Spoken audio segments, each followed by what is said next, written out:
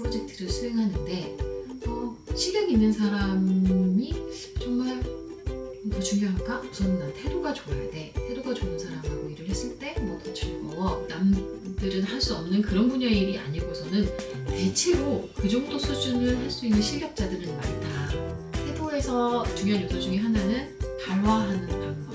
그러니까 말을 하는데 얼마나 본인이 이제 분명하게 의사를 표현하는지도 있는 거고, 능력이 뛰어난 사람들 혹은 이쪽에 관심이 많거나 이걸 우선순위로 집중하는 사람들은 굉장히 많은 기회에 연결이 돼요. 협력성이라고 하면 이 사람이 얼마나 도와줄 준비가 되어 있느냐, 얼마나 도움을 기꺼이 잘 받을 수 있느냐, 여기에 3년차를 채용을 할 거냐 아니면 10년차를 채용을 할 거냐에 따라서 이 사람의 태도를 먼저 좀 집중해서 볼 건지 아니면 그런 능력 위주로 좀 볼 건지.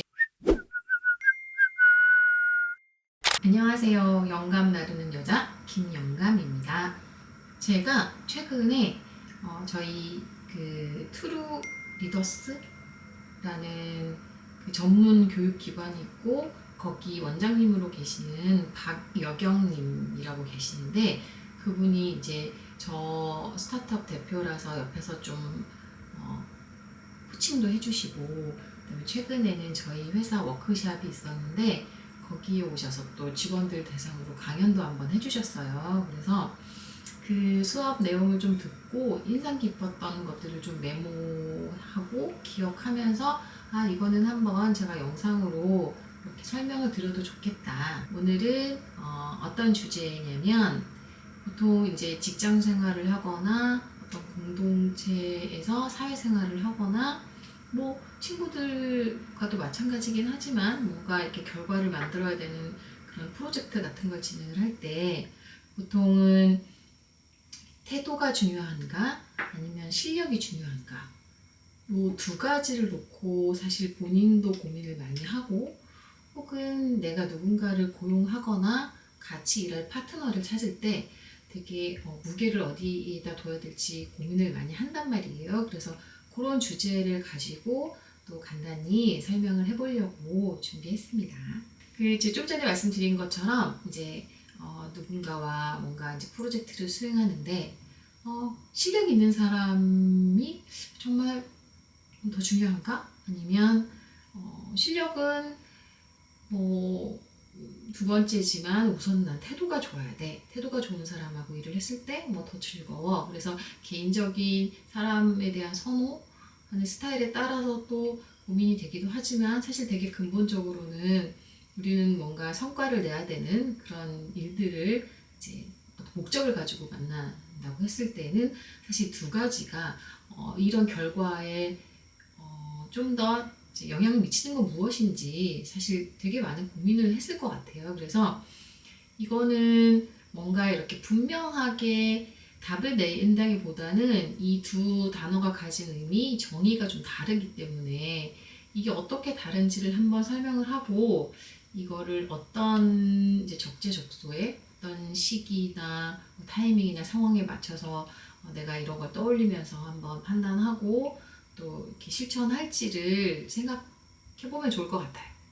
실력, 능력이라고 하는 거는 어쨌든 이제 좋은 결과를 만들기 위해서 문제 해결을 해야 하는 거고, 그 문제 해결을 하기 위해서 결정하는 것에 대한 책임을 지는 행위란 말이에요. 그래서 그 일련의 행위들을 본인이 굉장히 뛰어나게 수행했을 때 이제 그런 사람들이 이제 능력이 있다, 실력이 있다라고 얘기를 하죠. 우리는 하루하루 매일 문제가 생기잖아요. 회사에서 또 프로젝트를 수행할 때도 그렇고 외부에서든 내부에서든 항상 어떤 게 더 나을까? 선택도 일종의 문제 해결인 거고, 정말 뭔가 방해 요소가 있을 때 이걸 제거하는 것도 문제 해결인 거고, 그런 이제 과정에서 적절한 판단을 해야 되는 거고, 그 판단을 하기 위해서는 굉장히 많은 인사이트, 그 정보력과 분석 능력, 그래서 내가 직관적으로 이건 이렇게 결정하는 게 좋겠다, 이건 이런 과정을 거쳐야 되겠다라는 이제 사고 체계들이 작동을 하는 거죠. 그런 이제 소위 실력이 있는 사람들은 보통은 이제 정확도가 되게 높고 일이 성공적으로 잘 이제 완수가 될 가능성이 좀 높죠. 그런 사람들이 또 화제가 되는 것들을 잘 캐치를 해요. 그러니까 좋은 문제를 가져오는 거고 좋은 질문을 하는 거죠. 자, 이 시점에 이런 걸 하는 거 어때요? 라든지 요런 새로운 것들을 시도해 보는 게 어떨까요? 라는 이제 화제가 되는 화제성들도 굉장히 잘 다루고요. 그래서 이제 이러한 주변 사람들의 평가나 뭐 평판 같은 것들을 종합적으로 판단해서 이 사람이 실력이 있다, 능력이 있다, 보통은 이제 이렇게 판단을 하는 거예요. 소위 능력이 있는 사람들이 제가 이쪽에서 일을 해보면 의외로 좀 대체 가능해요. 왠지 이 사람은 굉장한 일을 해내는 것 같고 이 사람이 없으면 이 문제 해결을 못할 것 같은데 막 천재적인 아티스트나 엄청난 두뇌를 가지고 남들은 범접할 수 없는 수준의 그런 결과를 내는 극소수를 제외하고는 사실 생각보다 능력은 대체 가능한 것 같아요. 저도 이제 일하면서 되게 놀라운 포인트 중에 하나였거든요. 원래는 그런 좀 출중한 능력 있는 사람들은 대체 불가능하다라는 어떤 이미지와 인식들이 좀 있기는 한데 실제로 일을 해보니까요. 일정 수준의 교육을 받고 공부를 하고 본인이 그걸 체화해서 테스트를 하고 그런 결과값들, 경험들을 좀 잘 쌓은 사람들은 그 분야 일이 세계적으로 정말 남들은 할 수 없는 그런 분야의 일이 아니고서는 대체로 그 정도 수준을 할 수 있는 실력자들은 많다. 그래서 의외로 능력은 대체 가능할 수 있다. 이게 이제 여러분들 발상의 전환을 좀 하시면 긴장이 되기도 하지만 또 한편으로는 굉장히 좋은 능력자가 또 될 수 있구나. 사회는 생각보다 그런 것들을 발휘할 수 있는 곳이 굉장히 많구나. 뭐 이렇게 생각하셔도 좋을 것 같아요. 이렇게 능력 위주로 퍼포먼스를 잘 보여주고 결과를 잘 만들어주는 사람들은 이제 보통은 이제 전문직하고 되게 잘 맞죠. 제가 역시 경험상 보면 이 전문성이라는 거를 좀 더 이렇게 개인의 역량에 의존해서 발휘를 하게 되는 어떤 정점이 리더인 것 같아요.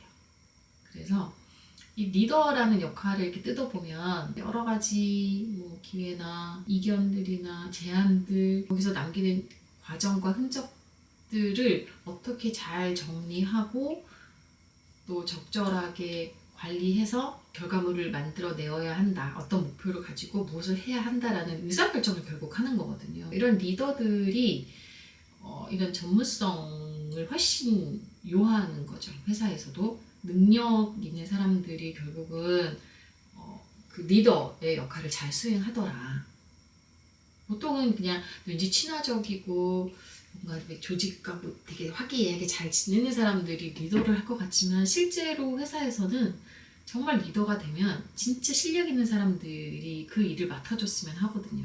이런 의미와 이런 맥락에서 능력이라고 하는 것은 리더 이상의 어떤 직급을 맡게 되는 사람들하고 이제 궁합이 잘 맞는다. 이번에는 그러면 태도.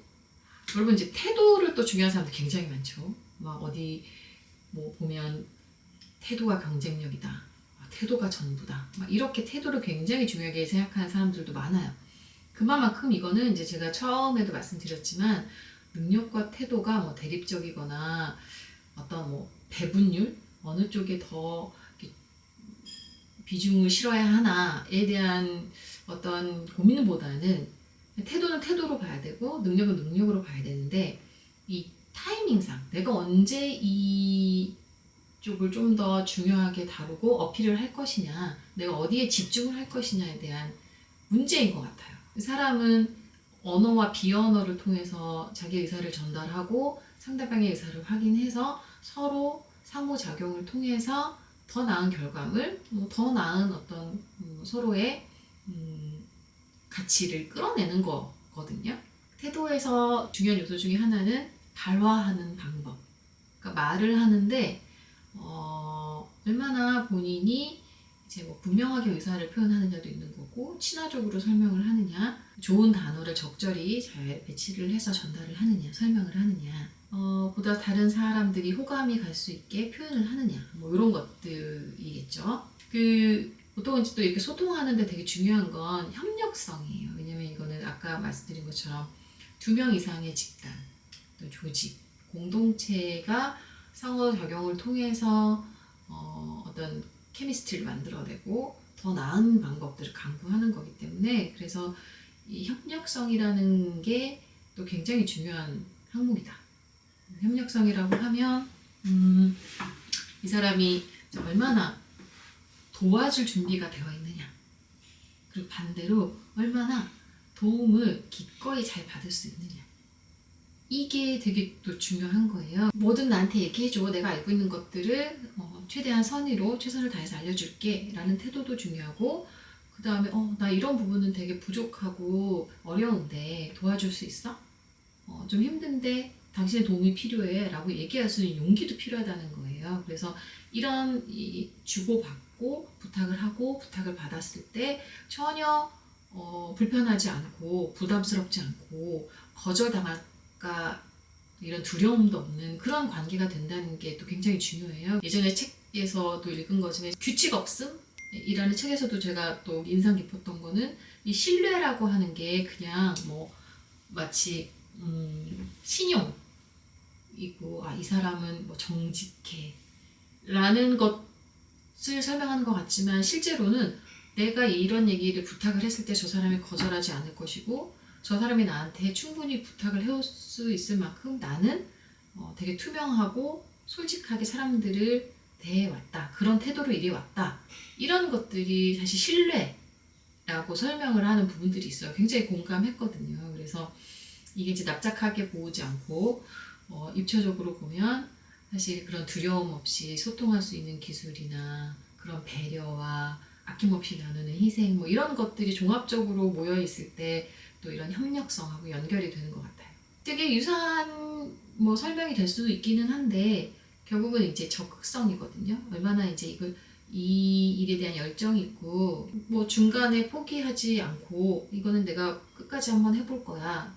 또는 시작할 때도 이 정도는 제가 한번 해보겠습니다 라고 뛰어들 수 있는 그런 용기, 적극적으로 이제 대하는 문제 해결이나 어떤 이제 지시 사항에 대해서 적극적으로 본인이 임하는 자세들도 굉장히 중요하거든요. 태도에서 그 미션이 떨어졌을 때 이걸 받아들이고 내 옆에 있는 동료들하고 이제 어떤 식으로 소통하느냐에 대한 전반적인 것들을 뭐 봐라, 그리고 협력성, 적극성 이런 걸로 좀 설명을 드렸는데 이런 거에 좀 능력이 뛰어난 사람들 혹은 이쪽에 관심이 많거나 이걸 우선순위로 집중하는 사람들은 어떠한 이제 좋은 점들이 있냐면 굉장히 많은 기회들이 연결이 돼요.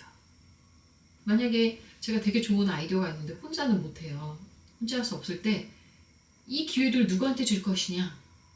저는 이렇게 적극적이고 협력적, 협조 잘하고 용기 있고 그리고 소통 잘하고 본인이 생각하고 있는 어떤 의견들을 잘 전달할 수 있고 조율할 수 있고 자기의 논리와 자기의 어떤 경험을 바탕으로 설득할 수 있는 사람들, 그렇게 하기 위해서 정말 열심히 하는 사람들, 태도가 좋은 열린 사람들, 열린 사람들한테 당연히 제안하겠죠. 그런 것들을 사실 열심히 해볼 수 있는 때는 또 좀 상대적으로 얘기하자면 리더보다는 주니어들 얼마나 막 신나게 해볼 수 있어요. 굴하지 않고 실수해도 되고 실수해주면 리더가 다 커버해주고 나라는 사람이 능력 몇 프로에 태도 몇 프로를 어떻게 버무려서 값을 만들지? 뭐 이렇게 고민하는 사람도 분명히 있어요. 그리고 뭐 그런 게 필요할 때도 물론 있죠.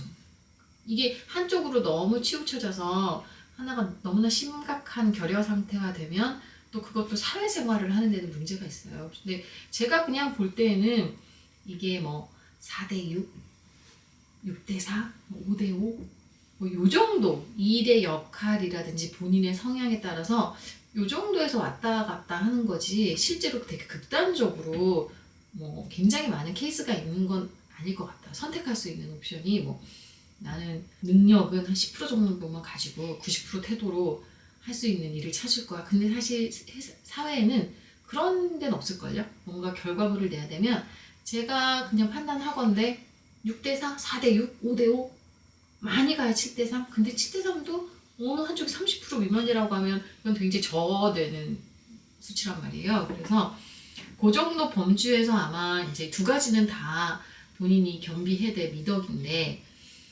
그런데 내 시기, 내가 이 회사 내는 이 조직, 이 팀, 이 공동체에서 내가 맡은 역할이 뭐 몇 년 차인지, 어느 때인지, 어떤 상황인지, 이 타이밍에 따라서 사실 본인이 이거를 잘 판단을 하고 거기에 맞게 집중을 해서 좀 더 그쪽으로 어필하는 거, 그리고 그쪽으로 나를 길들이는 거, 내 스스로가 나를 그렇게 좀 통제하면서 그런 그 실행에 대한 자기만의 전략과 방법이 있을 거잖아요. 그것도 하나의 프로젝트거든요.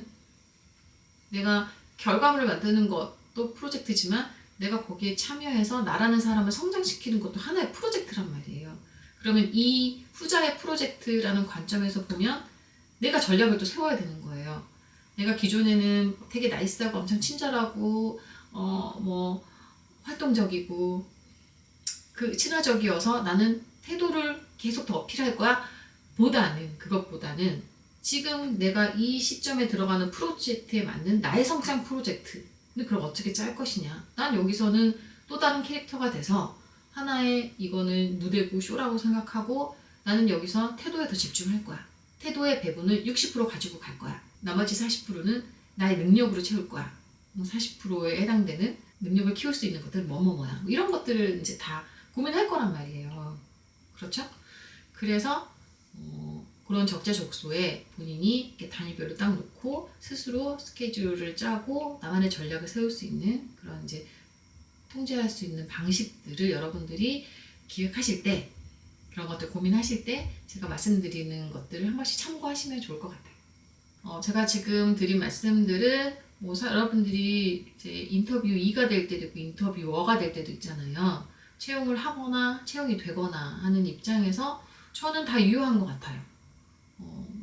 우리 지금 채용해야 되는 팀의 성격은 어떻고 여기에 뭐 3년차를 채용을 할 거냐 아니면 10년차를 채용을 할 거냐에 따라서 이 사람의 태도를 먼저 좀 집중해서 볼 건지 아니면 그런 능력 위주로 좀 볼 건지 어디에 비중을 얼마큼 두고 어떤 질문을 할 건지를 미리 좀 고민해서 인터뷰를 진행하면 채용을 하고 나서 훨씬 더 만족스러운 결과가 나오겠죠.